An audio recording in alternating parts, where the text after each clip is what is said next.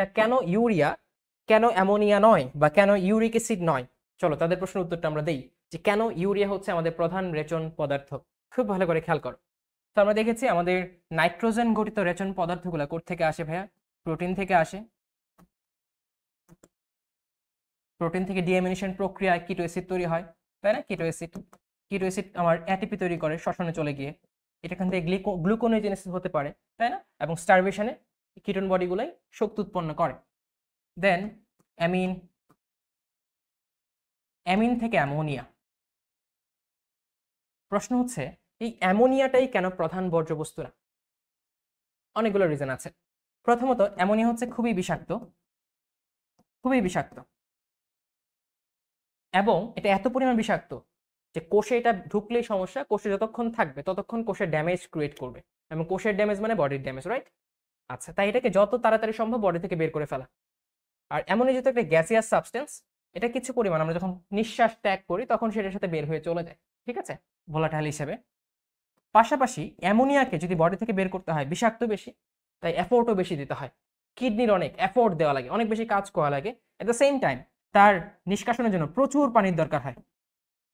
এখন আমি বলছি আমার কাজ হচ্ছে সাপও মারতে হবে, লাঠিও ভাঙা যাবে না, অর্থাৎ বর্জ্যবস্তু বের করতে হবে কিন্তু কম পরিমাণ পানি ব্যয়ের মাধ্যমে, আমার যাতে খরচ কম হয় এটার দিকে খেয়াল রাখতে হবে, এটার দিকে খেয়াল রাখতে হবে, ঠিক আছে?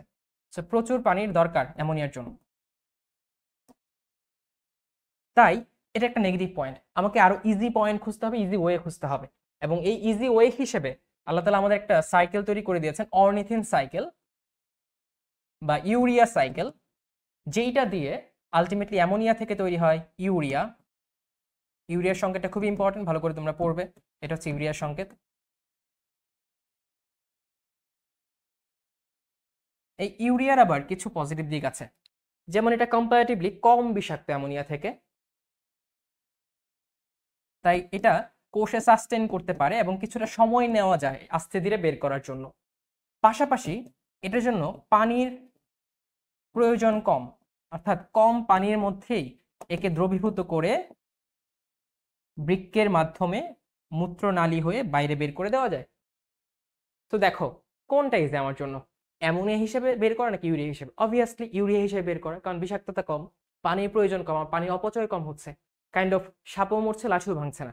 সো এইটা ভেবে মানুষের ক্ষেত্রে, বিভিন্ন স্তন্যপায়ী প্রাণীর ক্ষেত্রে সৃষ্টিকর্তা আল্লাহ তাআলা এই প্রসেস দিয়েছেন, ঠিক আছে, তোমাদের যে মেইন নাইট্রোজেন ঘটিত পদার্থ সেটা হবে ইউরিয়া, এবং ইউরিয়া তোমাদের মূত্রে বেশি পরিমাণ থাকবে, সেটাই প্রধান নাইট্রোজেন ঘটিত বর্জ্যবস্তু হবে, সেটা অ্যামোনিয়া হবে না, ইউরিক অ্যাসিডও হবে না, কারণ ইউরিক অ্যাসিড হচ্ছে স্ফটিকাকার, ক্যালাস আকার, সেটা তোমার জমে যেতে পারে, জমে গিয়ে পাথর তৈরি করতে পারে।